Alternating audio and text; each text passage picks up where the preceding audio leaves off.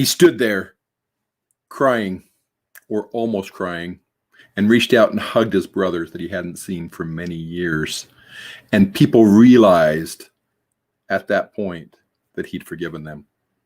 Hello, I'm Dr. Brandt Gibson, and I want to tell you a story about a young man that had a dream one night that each of him and his family members were stars, and all the stars started to bow to his star. And he told his family that, and they got very angry at him. Even his father was angry and told him that he shouldn't be talking that way.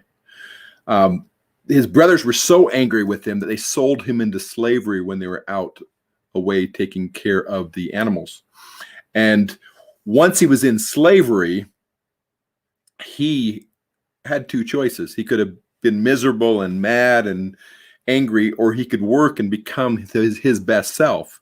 So he worked very, very hard as a servant in this home, and he became the chief servant, the most important servant in the house, and he was trusted with everything. But there came a time when he was accused and was put into prison for something he didn't do. Again, he could have been angry, he could have been really upset, he could have been disappointed, and he could have given up. But he decided at that point that he was going to continue to be his best self. And he worked hard, and he used his strengths to help the other prisoners and help the guards in the prison, and he became a very respected and important individual in the prison. And it came up to the point where several of the prisoners actually had dreams, and God gave him the power to interpret those dreams. Because of this power, because he was using his strengths, because he was using his talents that he was given by God, he was able to make a difference in these individuals' lives. And so when it came time that the Pharaoh was having a dream that nobody could interpret, they were reminded of this man in prison. And they pulled him out, and he was able to interpret the dreams for the Pharaoh as well. And over time, he was able to make a difference in Egypt to the point that as they were having the 7 years of plenty, he was able to store it and was able to save the lives of all those in Egypt. He was able to save the lives even of his very family because he used his strengths and his talents to make a difference in the lives of those Egyptians. And he became second only to Pharaoh. And it was in this situation, in this exact circumstance, where he again was brought to his brothers. And once he realized that they had changed, that they had become better individuals themselves, he reached out and hugged them and helped them understand who he was, and had the opportunity to reunite, to truly reunite with his family. Well, the idea, each one of us was born extraordinary. Each one of us has great talents and strengths and abilities.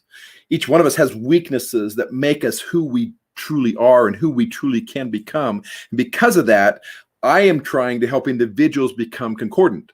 I'm trying to become concordant myself in all my strengths, talents, and weaknesses. And I am inviting you to do the same. And what this does, what this allows you to do, is to become the extraordinary individual you were supposed to be. So I'm going to give you 4 lessons that I learned from this story of Joseph in Egypt. 4 lessons that help you to become your best, to become concordant, so you can have an extraordinary influence and impact on other individuals. Number 1, don't judge your value based on the environment that you're in. So instead of saying, okay, I'm in prison, so I must be worthless.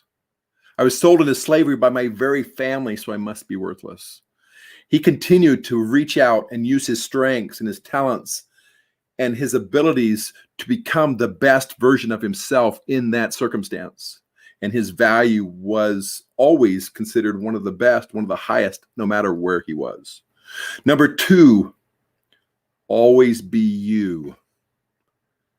When you're put in situations where you're trying to decide if you should fit in or if you should kind of just do what everybody else is doing, step up and be you. Be you in all situations, and God will help you Use your strengths, talents, and even your weaknesses to become the best version of you, to become truly concordant in your life. Number 3, seek to serve. So instead of thinking about yourself, instead of focusing on yourself, instead of worrying about yourself, reach out and serve. He served when he was a servant.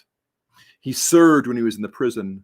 And ultimately, he got the opportunity to serve the Pharaoh that made him, number 2, only to Pharaoh as a former prisoner, as a former slave, and as a non-Egyptian. Number 4, when you get the opportunity, because you will if you do the first 3, when you get the opportunity, step up to lead. Help other individuals become their best selves. Help other individuals become concordant as well and become truly extraordinary by finding their strengths, their talents, and their weaknesses so that they too can change the world. I'm Dr. Brandt Gibson, and you are extraordinary.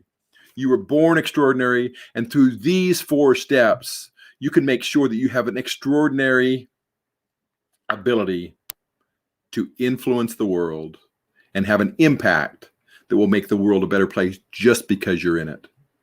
So I'm inviting you to be concordant.